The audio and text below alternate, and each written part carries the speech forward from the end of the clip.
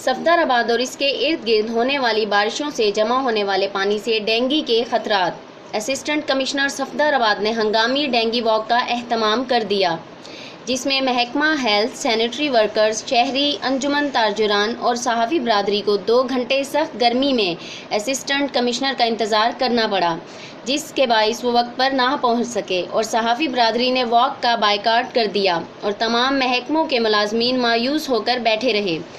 جی، یہ بلدیہ حال میں آج ڈینگی واک تھی، جس کی قیادت اسسٹنٹ کمشنر صفدرآباد نے کرنی تھی۔